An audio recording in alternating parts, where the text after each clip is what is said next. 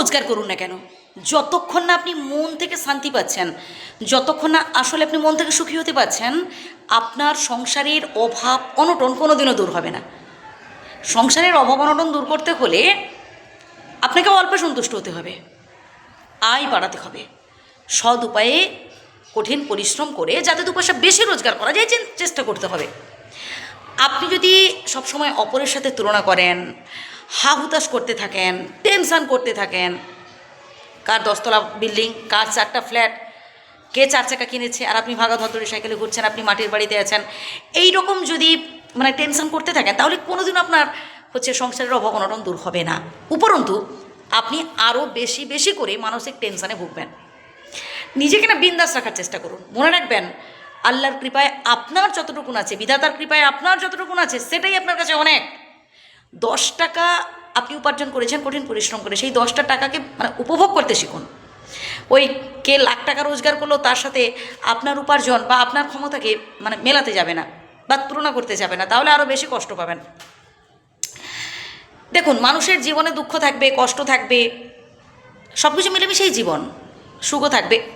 যত বেশি আপনি হাসি মুখে এই দুঃখ কষ্টগুলো গ্রহণ করতে পারবেন, তত বেশি আসলে আপনি এই লাইফটাকে এনজয় করতে পারবেন। সবার সাথে মানিয়ে চলতে হবে ভাই। এই বর্তমান যুগে আমরা যত বেশি আমরা অ্যাডজাস্ট করতে পারবো, তত বেশি আমরা আসলে সুখী হতে পারবো। আপনার যতটুকু আছে সেটাকেই খুশি মনে অ্যাকসেপ্ট করার চেষ্টা করুন। সব কিছু যে আপনি চাইলেই পেয়ে যাবেন তা কিন্তু নয়। আমরা অনেক অনেক কিছু বেশি চেয়ে ফেলি, অতিরিক্ত প্রত্যাশা, অতিরিক্ত আকাঙ্ক্ষা। এর ফলে কী হয় জানেন, পরবর্তীকালে আমরা হতাশ হয়ে পড়ি। যখন আমাদের সেই আশাগুলো ফুলফিল হয় না, তখন আমরা টেনশন করতে থাকি, তারপরে হাহুতাশ করতে থাকি, যেটা একদমই আমাদের করা উচিত নয়। তাই মন ভালো রাখতে হবে।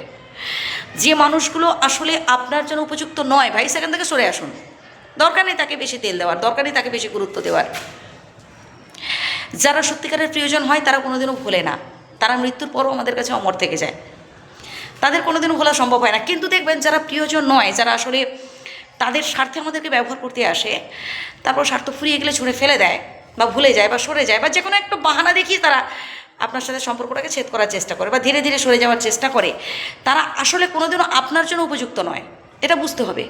হ্যাঁ, হয়তো এই বিষয়টাকে মেনে নেওয়া অনেক কষ্টকর, যে একটা মানুষকে আপনি এত ভরসা করতেন, এত ভালোবাসতেন, হঠাৎ করে তাকে ভুলবেন কি করে।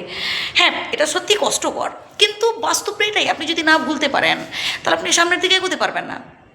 আপনি আপনার ভালোটা বোঝার চেষ্টা করতে হবে আপনাকে। আর যত বেশি আপনি নিজেকে গুরুত্ব দেবেন, যত বেশি আপনি নিজেকে ভালোবাসতে পারবেন, তত বেশি ভাই আপনি জীবনটাকে এনজয় করতে পারবেন। তাই নো আক্ষেপ, নো টেনশান, একদম বিন্দাস রাখার চেষ্টা করুন নিজেকে।